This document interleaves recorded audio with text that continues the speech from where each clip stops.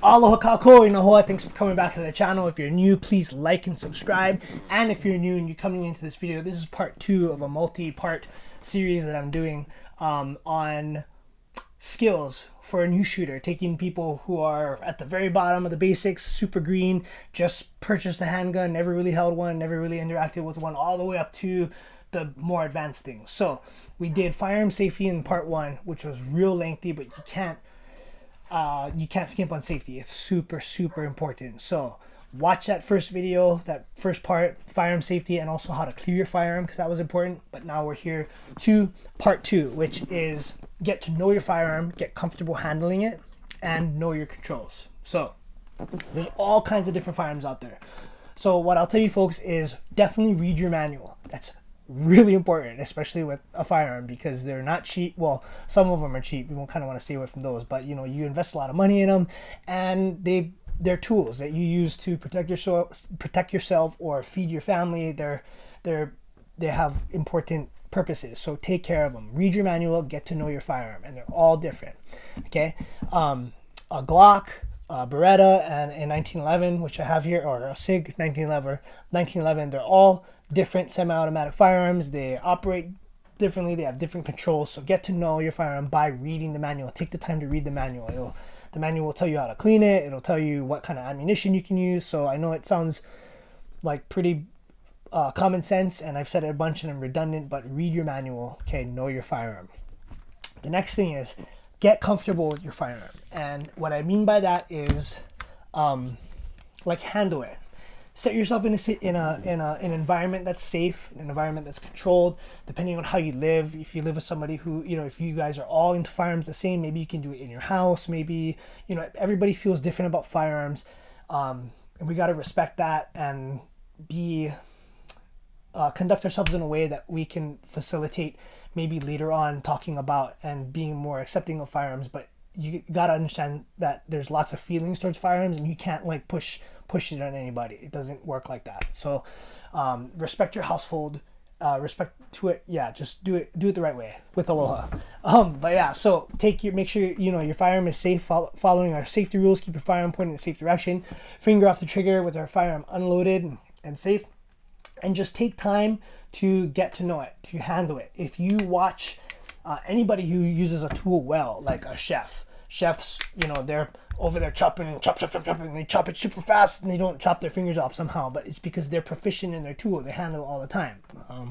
Paniolo or cowboys, they can coil their rope, right hand, left hand, backwards, forwards. They can build their rope. They can unkink their rope. They can, you know, hula hand. They can throw it all kinds of different ways. It's just being comfortable and proficient with your tool, and these are tools, so you have to be comfortable with it. So when you can, you know, pick it up and, you know, unload a magazine. We're all safe. We're following our firearm safety rules, but spend time inserting the magazine, removing the magazine, feeling the mag release, what it feels like really take time to get intimate with your tool. And I know it's like, oh, intimate, but like, get to know it, connect with your firearm. And I know that sounds like really weird. I'm not trying to get like crunchy granola, like whatever, but take the time to get to know it. Listen to it, feel it, notice how it feels, notice how it makes you feel. If it makes you feel uncomfortable, like recognize that and know that you're learning, that you're going through a process, and that'll go away. You know, if it makes you feel scared, you know, just recognize how it makes you feel. Like get to know this tool, get to know it well. Okay, because if you only really pick up your firearm whenever you go to range or you start shooting or you go somewhere, you're gonna fumble with it just because you're not comfortable. So take the time at home, take the time when you're comfortable to hold your firearm and to get to know it. I know I said it a lot. Just get to know your firearm, get comfortable in holding it. All right, so now we're gonna talk about controls. As I talked about before, firearms are different. There's all different kinds. Okay, you can see I have this is a traditional double action firearm. This is a single action only, and then we have this Glock, which is kind of a weird like double action only, halfway single, whatever. But they're different. They have different controls, but they are pretty much going to be located in the same kind of area. So on this Beretta, you have your magazine release, okay, and it releases the magazine when you push it. Okay, the magazine comes out of the bottom. just like that. Okay, on some models, they might have it on also the other side if you're left-handed, but it's kind of a right-hander's world, and that kind of sucks. But yeah, so this is your mag release. This releases your magazine, and it's usually found on the grip. On this Beretta here, we also have a decocker, which lowers the hammer. When this is in single action mode, it lowers the hammer forward and puts it back into double action without detonating the primer. So if I push down on this guy, it's gonna click the hammer forward, and this is back to a long double action pull.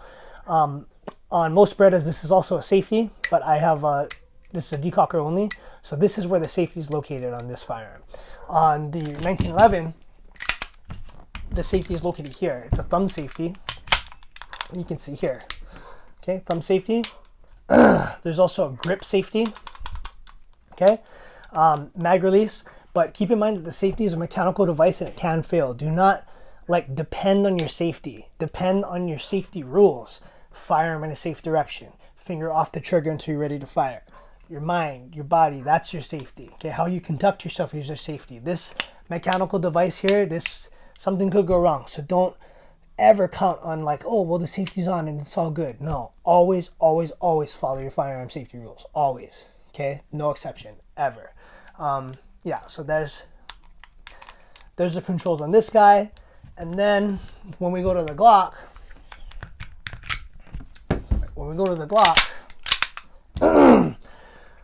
you can see it still has a mag release here, but there's no external safety. There's nothing around it like that. So some firearms have safeties, some of them don't. But this is just to give you folks an idea of the different controls on a few different types of semi-automatic firearms, but I'll go back to saying you got to read your manual. All right, so this is part 2. Get comfortable with your firearm, get comfortable holding it, handling it, working the controls, and then we can move on. So part 2 is done. Part 3 is coming up. I'll talk to you guys later. Thanks.